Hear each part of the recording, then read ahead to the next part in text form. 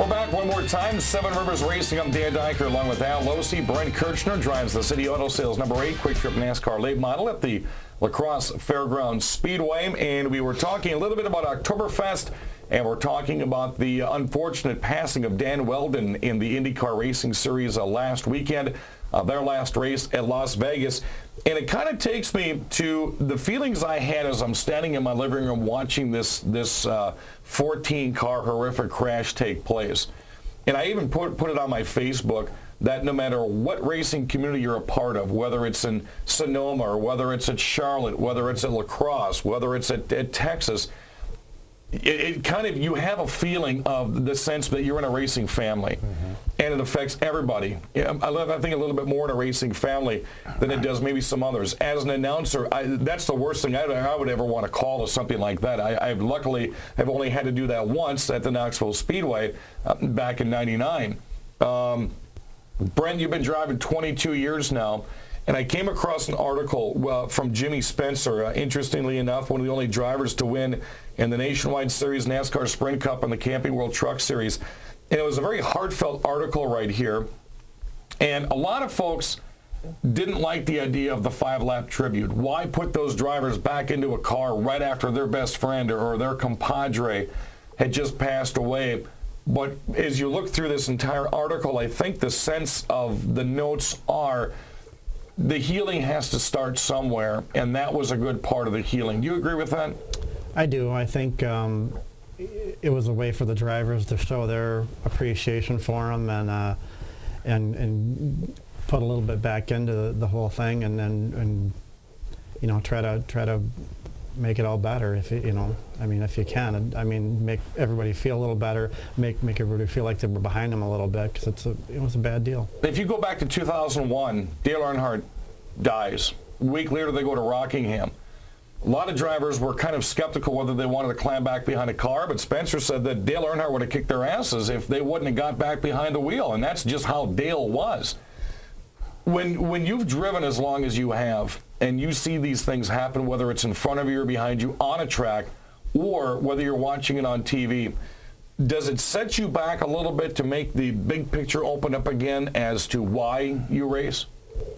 It does. It does a lot. And, you know, when you're going 150 miles an hour or 220 miles an hour, things happen fast, and a lot of times they happen before, and they're all done before you even know it, you know.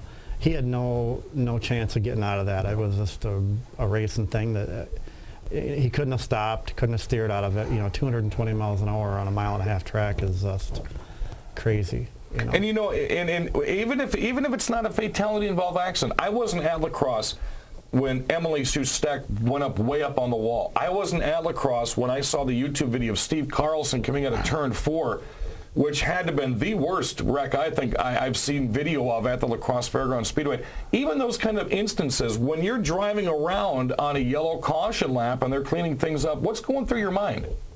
A lot of times you just try to put it behind you and just try to move on. You really don't think about that until the race is over, and then or you look at the footage that was taken. As a racer, you don't want to really think about it. You know, if you think about it while you're in the race car, it might distract you a little bit. You just need to put it behind you. And then when the race is over, then you have a chance to look at it and say, hey, wow, that was pretty bad. But you just got to, you know, keep focused and do what you do. What he says is exactly right. I was at Watkins Glen when J.D. McDuffie died. We all knew what happened, but NASCAR wasn't going to tell anybody until after the race. Right. Because they don't want you thinking about it, harping on it, and doing things like that, because that's only going to put you in harm's way. So like he said, you just got to kind of put it out of your head for a few minutes and then deal with it after it's all over. As a racer, we know. I mean, we know that's the chances there of getting hurt. I mean, you do everything, and not every track that you go to, you know, has a safety crew that goes around and checks everything out. So as a driver, you need to do it yourself. You need to make sure you've got your hands on, everything's hooked up right, your belts are to date. Anything you can do as a driver to make it safer for you, you know, sometimes you got to do it yourself. Make sure your bladder and everything is good in your gas tank. Yeah. There's a lot more safety stuff than people realize, other than just the Hans, and drivers and team owners realize that, and they go through it every week. Well, let's go 22 years ago. I mean, how have you seen as a driver the safety advancements? Obviously, NASCAR always takes the big picture. When something happens, it trickles down from NASCAR, and then it goes to your area short tracks. How have you seen safety improvements over the past 22 years? And do you feel 100% comfortable strapping in with what you have now? I do myself, because we look everything over and we make sure everything we have is up to par for what we want. But I've seen it over the years where years back, there would be a guy come around the car and look everything over. You don't see that anymore. It's up to the driver and the team to make sure what they have is what they need. But now you have to get into a certain pattern, though, and every time, whether you're going out to hot lap practice, qualify, or race, you pretty much have a set pattern of, okay, the hood's down, the pins are back in, now it's time to look safety.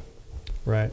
Well, that's part of the crew, to make sure the wheels are tight and everything's tight on the car. And you do have, part failure throughout the year. Some things happen, but early in the year, like when you're putting the car together before the season starts, that's when you got to look at your seat belts, your seat, right. Steering knuckles, all that stuff, because that's up to you. Because I don't think anybody's going to come around and tell you that that's what you got to do. So I mean, now more than ever, you've got to be able to do it yourself. Safety really does start in the shop. The number one thing that we do safety-wise in the shop is we do a bolt check every week, and everything gets checked. And then when he comes off the track too, before the feature, we do a bolt check. Just because when you're out there practicing, people don't realize how much those cars vibrate, yeah, and how hard those cars rattle out there. So you do need to be doing bolt checks and things like that are simple little things that can cause crashes and accidents. I would like to see a crew come around and look each car over, every 3-4 weeks to make sure everything's right, because I think the Hans should be mandatory, whether you're in a late model or a Thunderstock or whatever. I mean, you should have one. Right. I agree. Talking about putting things back in a positive perspective, I guess you'd say. We have been thinking about Dan Weldon for the past week or so, and we hope you put him in your thoughts and prayers as well as every driver that goes out there, whether you're a fan of the driver or not. This is something you don't want to see happen. Right. We are in the fun business. I'm stealing a line from Chuck Deary, and it is. It is the fun business, and you hate to see things like this reported on. Brent Kirchner drives the City Auto Sales Quick Trip NASCAR late model. You ready to go racing? I'm ready. He's ready already. A lot of drivers are stripping motors down and sending them out to the shops and getting things underway. Dude, I'll let you know the nationwide schedule's been released now, for next year already. Twice they're going to be at Iowa, twice they're going to be at Chicagoland, and the one that I'm going to be going to will be at Road America. They've been there for 3 years now, and so that's a track they always want to go back to. 14 turns. And a lot of camping out there. Thank you for joining us in the program. Next week, a couple of guests going to be coming in. Going to talk to some champions from the La Crosse Fairgrounds Speedway. And the last show of the month will be an Oktoberfest video spectacular. Brent, thanks for coming in today. Thanks for having me. Brent Kirchner, City Auto Sales, number 8, Quick Trip NASCAR late model. You'll see him back out. Maybe 1, 2, 3, 4, maybe even 5 cars next year. You never know what's going to be up Brent's belt for racing season 2012. On behalf of Al Losi, I'm Dan Dykert. Thanks for joining us. Jesse's our producer, doing a great job. We'll be back next week on the Seven Rivers Racing Show here on KQEG TV.